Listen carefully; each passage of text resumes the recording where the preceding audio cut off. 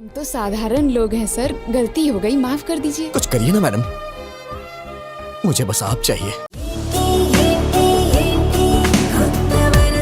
রাশমিকা মান্দানার সঙ্গে সম্পর্কের খবরে দীর্ঘদিন ধরে শিরোনামে উঠে আসছে দক্ষিণী সিনেমার জনপ্রিয় নায়ক বিজয় দেবারাকোন্ডার নাম।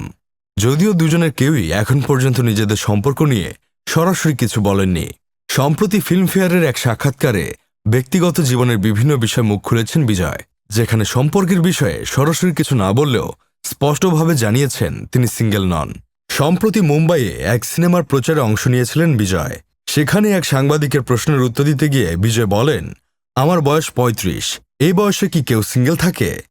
এরপরই হঠাৎ বিজয় বলে ওঠেন, আমি ডেটিংয়ে বিশ্বাসী নই, আমার কাছে কোনো সম্পর্ক এগোনো মানে বন্ধুত্ব করা, এই বন্ধুত্ব পুরনো হলেই আমি ভবিষ্যৎটা ভাবতে পারি। এত কিছু বললেও বিজয় কিন্তু গোপন রেখেছেন তার প্রেমিকার নাম। তবে বিজয়ের কথার মধ্যে ভক্তরা ঠিকই খুঁজে পেয়েছেন রাশমিকাকে, কেননা এই মুহূর্তে রাশমিকাই হলেন বিজয়ের সবচেয়ে কাছের বন্ধু। এর আগে দেওয়া সাক্ষাৎকারে রাশমিকাও বিজয়কে কাছের বন্ধু বলে উল্লেখ করেছিলেন। তিনি জানিয়েছেন, বিজয় এমন একজন যার সঙ্গে সব ব্যাপারেই পরামর্শ করেন তিনি। তবে সিঙ্গেল নন বিজয়ের এমন মন্তব্যের পর রাশমিকার বক্তব্য জানা যায়নি।